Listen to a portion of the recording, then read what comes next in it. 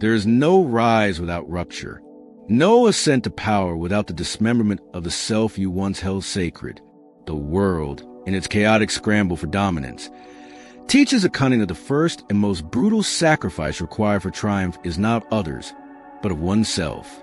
Your innocence, your idealism, your sentimentality. These are the chains that bind you to mediocrity. To win, you must first betray yourself.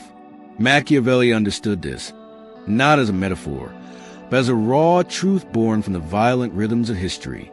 Power does not favor the pure. Power does not kneel before honesty.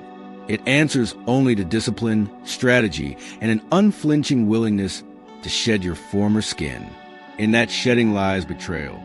And in that betrayal, a new man is born. But betrayal of the self is not chaos. It is structure. It is a deliberate act of transformation. You do not murder the child within you out of hatred, but because that child cannot rule. That child cannot survive the court, the battlefield, the political theater. The world is not made for innocence, but for intellect, not for softness, but for strength. The path begins with the recognition that who you are right now is not enough. You are a product of comforts, of beliefs instilled by the soft voices of family, school, religion, society. These voices lull you into a dream of fairness and virtue, whispering promises that the good will be rewarded. But Machiavelli's mirror is not clouded by illusion. He sees clearly. Men are ungrateful, fickle, deceptive, and greedy. To believe otherwise is to march blindfolded into slaughter. So you must betray the version of yourself that believes the world is fair. Burn that part of you at the altar of progress. Stop expecting justice.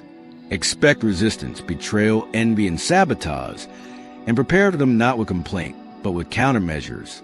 This transformation begins in the silence of reflection. Ask yourself, who benefits from your current form? Who profits from your obedience, your naivety, your transparency? The answer is clear. The world profits when you are weak. Your employers want you loyal, but replaceable. Your lovers want you charming, but not too ambitious. Your friends want you relatable, not exceptional. Everyone demands something from you, and in doing so, they help build the prison of your current self. To escape that prison, you must fracture from within. You must begin to observe rather than believe. Observe people's behavior. Observe power dynamics. Observe the consequences of honesty versus strategic silence.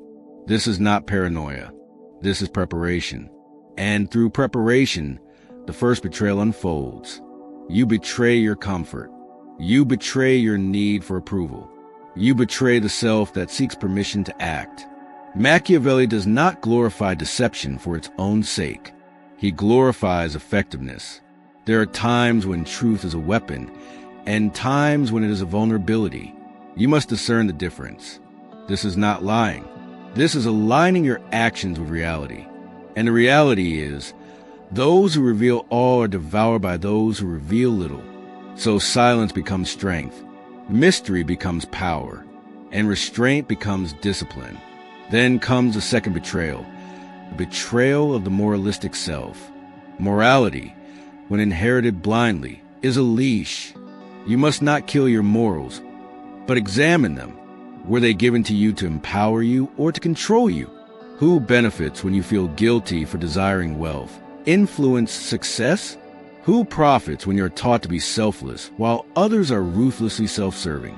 Machiavelli believed that virtue is not always aligned with success. Fortuna, the goddess of chance, favors the bold, not the obedient. She rewards those who act decisively, not those who wait for permission. To act decisively, you must separate your ethics from your fears. Ethics are not weakness, but fear masquerading as virtue is.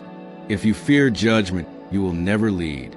If you fear risk, you will never rise. If you fear offending, you will never innovate.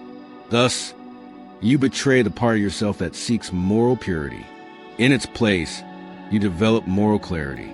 You know when to be generous, and when generosity is a trap. You know when to be kind, and when kindness is a suicide. You choose your battles, and you choose your weapons. You do not fight every war, only the wars that matter. The third betrayal is a betrayal of time. You no longer wait. Waiting is the illusion of safety. Later is the opiate of the unprepared. You act, you move, you adapt.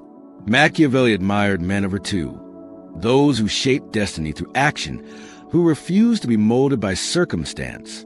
To be a man of virtue, you must betray procrastination. Kill the voice that whispers of tomorrow. Kill the part of you that needs perfect conditions. Nothing is perfect. You create your chances through motion. Action breeds opportunity. Indecision breeds decay. Betraying the self is not the end. It is the beginning. Because when the soft self dies, the strategic self is born. And this self does not act out of impulse, but from understanding. It studies enemies before confronting them. It builds alliances before needing them. It creates leverage before asking for favors. It understands timing, optics, silence, influence, and perception. This new self is feared, respected, and above all, effective. But he is also alone, because those who have not betrayed themselves will never understand you.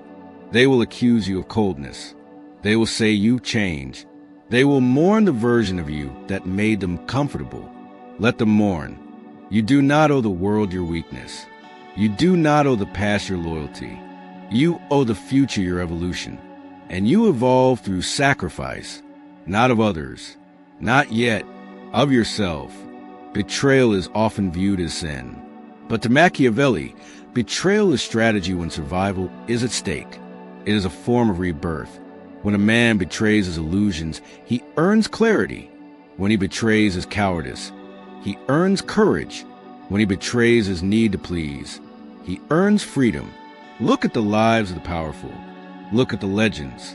Caesar crossed the Rubicon, not as the man he was, but as the man he became the moment he let go of fear. Napoleon returned from exile, not as a broken general, but as the emperor he chose to be. Even Machiavelli himself, exiled and disgraced, penned The Prince not as a desperate man, but as a visionary shaping history with his pen. These men were not born gods. They were born human, but they cut away the parts of themselves that no longer served the mission. You must do the same. Kill the version of you that wants peace without power. Kill the version of you that avoids conflict to be liked.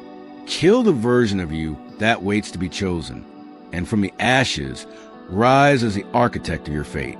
To win, you must first betray yourself. And in that betrayal, find the version of you that was always waiting, beneath the lies, beneath the softness, beneath the masks. Not the you that was born, but the you that was forged. Men are driven by two principal impulses, either by love or by fear. Machiavelli. Fear the stagnation of your current self more than the pain of transformation. Let the world fear the man who has already conquered his former self. Because a man who has betrayed who he was can never be betrayed again. He knows. He chooses. He wins.